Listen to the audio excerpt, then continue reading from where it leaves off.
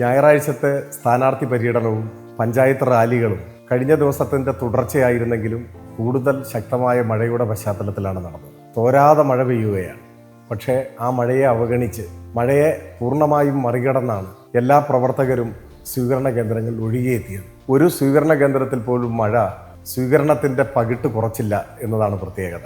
മഴയുടെ വഴിക്കും സ്വീകരണത്തിൻ്റെ വഴിക്കും മുന്നേറി ആ അനുഭവമാണ്. അപ്പോൾ മഴയെ മറികടന്ന തെരഞ്ഞെടുപ്പ് പ്രവർത്തനത്തിൻ്റെ ആവേശം നിറച്ച ചൂടാണ് തെരഞ്ഞെടുപ്പ് രംഗത്തുണ്ടായിരുന്നത്. ഒരുപാട് അനുഭവങ്ങൾ സ്വാഭാവികമായും പര്യടനത്തിനിടയിലുണ്ട്. ഓരോന്നായി വിശദീകരിക്കുന്നില്ല.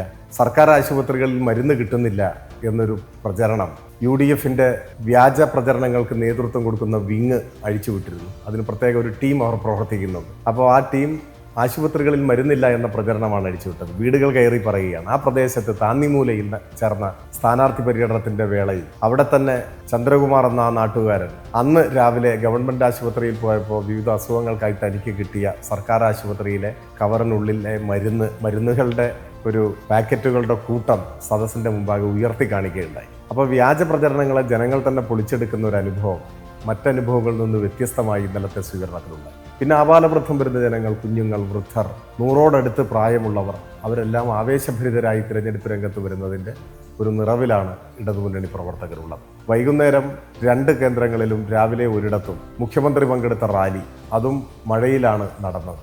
മഴ നടക്കുമ്പോഴാണ് ആബാലവൃദ്ധം വരുന്ന നാട് ഒഴുകിയെത്തിയ അനുഭവമായി. ഇന്നോളം നിലമ്പൂർ മണ്ഡലത്തിലെ ഈ പറഞ്ഞ പഞ്ചായത്തുകൾ പോത്തുകല്ല്, കരുളായി, അമരമ്പലം കണ്ടിട്ടുള്ളതിൽ വെച്ച് ഏറ്റവും വലിയ ജനസഞ്ചയമാണ് മുഖ്യമന്ത്രിയെ വരവേൽക്കാനായി ഒഴുകിയെത്തിയത്. ഓരോ മണിക്കൂർ പിന്നിടുമ്പോഴും ഇടതുമുന്നണി പ്രവർത്തകരുടെ ആത്മവിശ്വാസത്തെ അരക്കിട്ടുറപ്പിക്കുന്ന ആഹ്ലാദകരമായ അനുഭവമാണ് ഉള്ളത്.